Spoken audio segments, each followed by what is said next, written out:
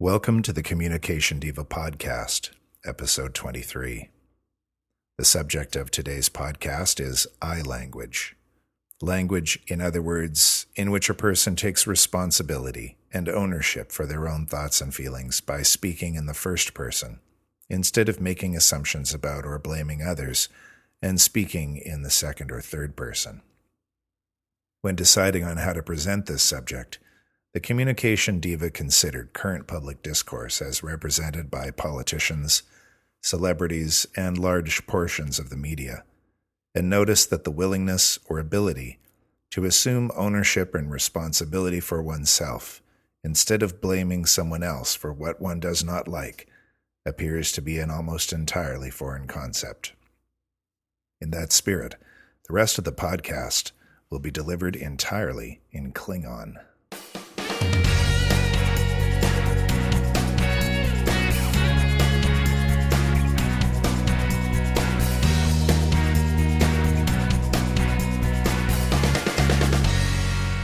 Hey there, and welcome to the 23rd episode of the Communication Diva podcast, the podcast that explores all sorts of topics of communication. If we improve the way that we communicate with others, we can improve our relationships, and that has to be a good thing. Communication Diva is both a blog and a podcast, and the podcast parts can be heard on iTunes, Zune, BlackBerry, and on Stitcher Smart Radio. And Stitcher Smart Radio is a free app that you can download from our site, and with it you can create your own playlist of podcasts and radio programs according to what you like to listen to. You can carry these around on any of your mobile devices, and the app is absolutely free. You can download it from our website at www.communicationdiva.com, and if you enter the free promo code, which is my name, Jenn Swanson, Jenn Swanson, and enter a chance to win a free gift card. I think it's a $100 gift card from Stitcher Smart Radio. So try that. Check it out and see what you think. Today is a holiday Monday here in Canada. We call it Victoria Day in honor of Queen Victoria's birthday, and it's more commonly known as the May Long Weekend. And this is the weekend that the garden centers and the campgrounds and the border crossings get super busy, as people can safely plant annuals and flowers and things without fear of frost. And people can often get into the water for the first time in the ocean here or the lakes and rivers, although it's still pretty cool today. It's not as warm as it typically is. And it's also the day that people head down for shopping time south of the border. So I'm a little slower in getting the episode out today than I usually am, but hey, it's a holiday and better late than never. My topic today is I language, and this is something that I heard about when I was young because my mom was very good about teaching us this communication technique. I have found, however, that there are many people who have never heard of this communication tool, and even more who have maybe heard about it but just don't bother using it. I think that I language is one of the most effective and maybe even one of the most useful tools a person can have in their communication toolbox. So if you don't take anything else away from this site or from this episode from communicationdiva.com, take this tool because I think this will serve you well. However, it does come with a certain feeling of risk for some people, which we can talk about more in a minute. So I language, let's talk about first what it is. I language is a method of turning a statement around and explaining it or sharing it from your experience perspective. So instead of making statements that begin with the word you, such as you made me late for my appointment, I language involves phrasing a statement in a way that begins with what your experience of the event was.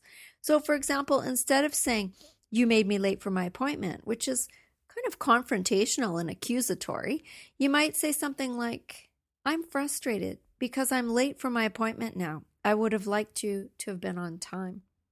Now that might not sound very natural at first. So this, again, as with most communication techniques, takes practice.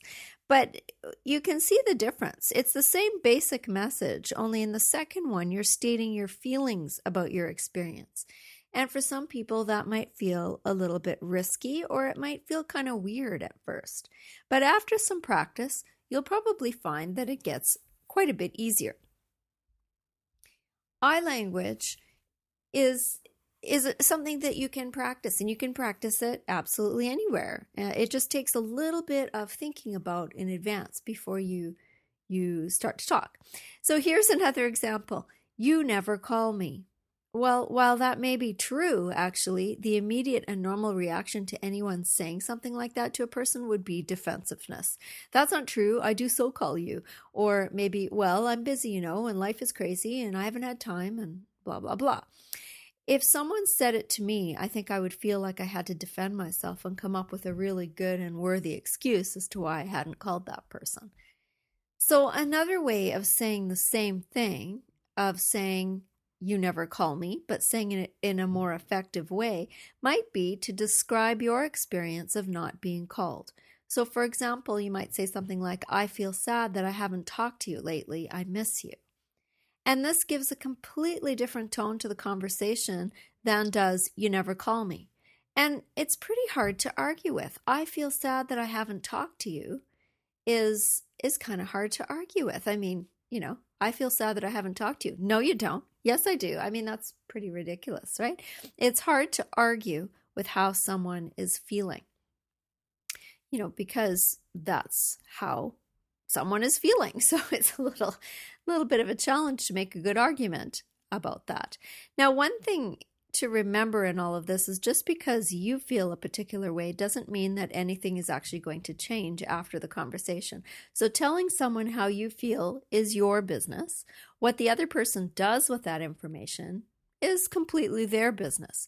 The chances of your feelings being heard are much better when using this technique than they would be perhaps when you're putting the other person on the defensive. There's a better chance of communication actually occurring. And this is the beauty of I language.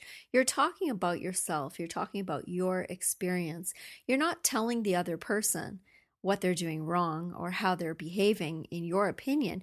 You're just saying how your experience of this event or this exchange has been. And again, it's pretty hard to argue with that. I talked about risk a little bit earlier, and it can feel risky to tell somebody how you feel. It means you're taking some responsibility for the interaction, which you aren't when you simply accuse somebody of not doing or of doing something. And when you say you never call me, you're not at fault. You're actually almost not involved, right? It's the other person who's in trouble for failing to do something. When you're using I language, however, you're saying that you're feeling something about it. You're telling the other person about your experience of not being called and how that makes you feel. The other person might say, oh, well, get over it, and then there's nothing you can do about it. But how the other people deal with what it is you've communicated to them is up to them. And at least you will have done your part by laying it out on the line and stating how you feel about the situation. And usually doing it this way is a much more effective way of sharing the information than many of the other ways. So here's a story that happened to me many years ago while working on a busy medical floor of a hospital. And I was very pregnant at the time with my son, and I was feeling a little hormonal or something, I think, and therefore braver and more assertive than I normally was at the time. It was about the middle of the day, and we were extremely busy, and the emergency department kept calling to see if the bed was ready to move a patient up into. Because, as happens around here, the emergency department was backed up out the door, and the situation was getting pretty dire. And I worked for 3 years full-time in the emergency department, and I understand what it's like.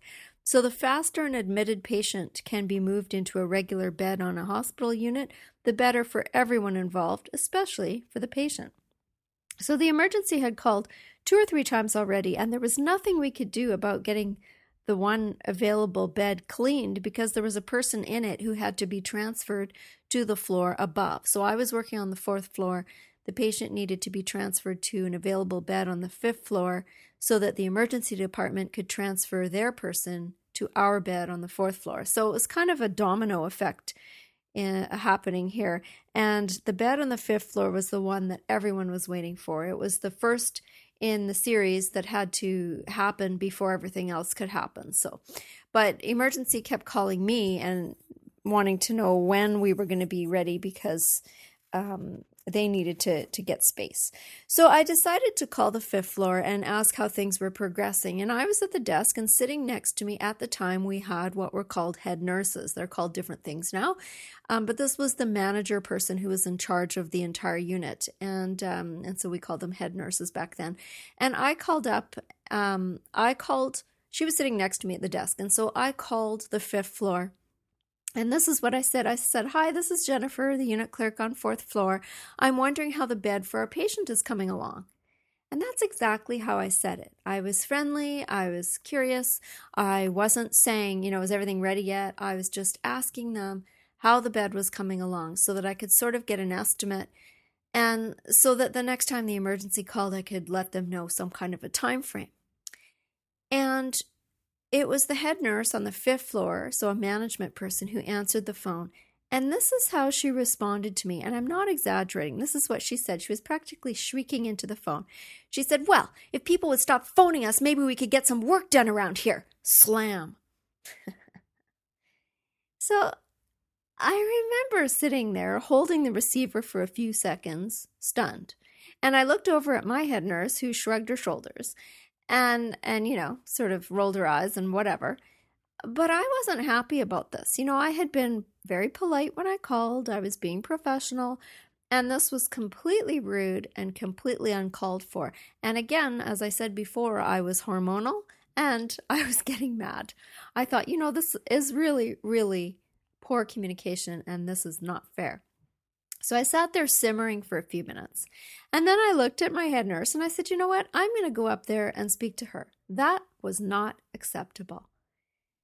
And she just looked at me and she looked really surprised, because this wasn't like me to be so assertive back then. I am much better at it now.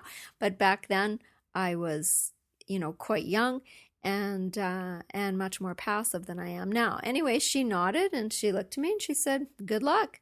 Not that that was helpful at all, but anyway, that's what she said. So I could have gone up and told the head nurse on the 5th floor how rude and inappropriate she was on the phone, but that probably wouldn't have gone over very well, especially considering that I was a unit clerk and she was management, right? So I'm talking to somebody who's my superior in the chain of command kind of thing. So this was going to take some kind of careful navigation. So I kind of waddled onto the elevator, right? Remember, I was very pregnant. And as I pressed the button and headed up to the 5th floor, I was planning how I was going to do this. And I was remembering all that I had learned about eye language, and I decided that this was going to be the best way to go. So remember, using eye language means sharing your feelings about an experience, not accusing or blaming the other person. So I walked onto the 5th floor, and turns out the woman that had spoken to me on the phone that way was in her office. So I found her sitting down at her desk. Now, there's a little bit of an advantage to the fact that I was standing up. And if you want to know more about how powerful just body language is, you can take a listen to episode 9. That is all about body language on the website. But I was standing up and she was sitting down, which put me at a considerable advantage right there. She looked up at me and I said the following words, and I said them calmly and quietly and clearly. And I said, "I wanted you to know that I didn't appreciate being spoken to that way on the telephone just now.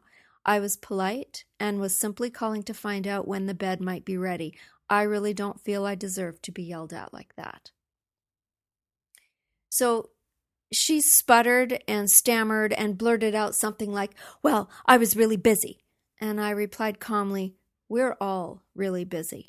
And I turned around and I walked back out onto the elevator, and it was then that my legs started to shake and I couldn't quite believe that I had spoken to a superior about her behavior. But never once did I say anything that wasn't my experience about the event. There was nothing that could have been criticized about the way I had done it. I was calm. I stated how I felt about the interaction, and I didn't ask or wait for an apology.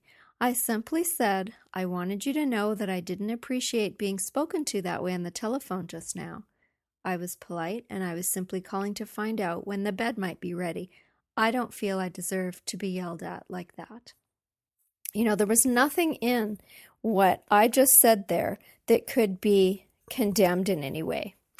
So although I was kind of shaking and couldn't quite believe I did it, I really felt a whole lot better for getting it out of my system. I stood up for myself, and I stood up for myself in a non-emotional, appropriate way. And I was simply being assertive. Anyhow, later she called down and she apologized, but she didn't apologize to me. She apologized to my head nurse, her colleague. And I thought, that's really cowardly. That was really lame and cheesy. You really should have the guts to apologize to the person that you have been, rude to and inappropriate to. And had my head nurse been a better communicator, she might have said, don't apologize to me, talk to Jennifer. But she wasn't, and she didn't. So I never did get a personal apology. But, I wasn't really expecting one. The fifth floor head nurse, after my little conversation with her, was very, very sweet to me any time after that I ran into her, which I thought was interesting. And so perhaps I had earned some kind of a respect from her that because of that interaction. I don't know. I mean, we never talked about it, but she was always very nice and pleasant to me whenever she saw me. And that might have had to do with the fact that I didn't run up there and accuse her and tell her what a bad communicator she was or anything. I mean, all I did was tell her how I felt about the event that had happened. And so the I language in that case had been a very, very effective communication tool. And it has been ever since in many other situations as well. So I just think with many of these tools of communication, they take practice. There are many different tools around. This is one of my favorite ones and one of the most effective ones, I think. And the next time you want to try to tell someone you're upset about something they've done, try rephrasing it and try to use I language. Try to talk about how you feel about the experience rather than about what the other person has or hasn't done.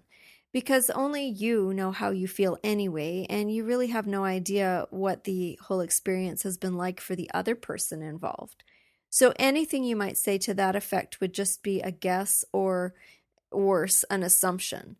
The best idea is to stick to your own experience of whatever the situation is and to begin with the words I. So talk about your feelings. And yeah, it might feel a little weird and it might feel a little risky because you're laying out your feelings on the line.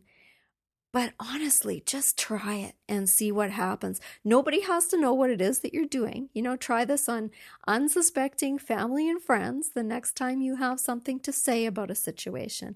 I'm guessing you might actually be surprised with how effective this tool is.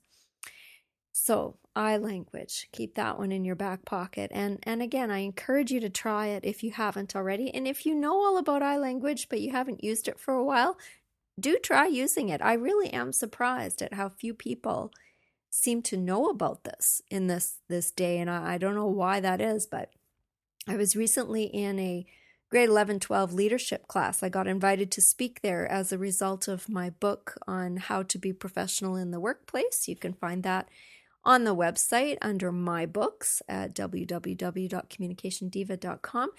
And I asked this group of 30 grade 11 and 12 students, I asked them how many of them had heard of I language before, and about 3 of them put up their hands. And I was quite surprised because I thought this is a particular class that is heading out to be leaders. That's what they were learning about, both in their school community and elsewhere. And only 3 out of the 30 had heard of this terminology before, which seems to be an ongoing trend. So it's something to really try out and practice if you're not familiar with it. So that's all for today, my friends. I'm getting excited about my upcoming trip to Blog World Media Expo in New York City at the beginning of June. If any of you are going to be attending Blog World, please drop me a line because I'd love to say hello to you somewhere at the event. And if you're not going, please say hello to me anyway. I'm Jenn Swanson, and come to the website again at www.communicationsdiva.com and just say hello on Facebook or anywhere that there's a comment section, etc. I would just love to hear who is listening to this out there. So until next time, take really good care, and we'll talk to you soon.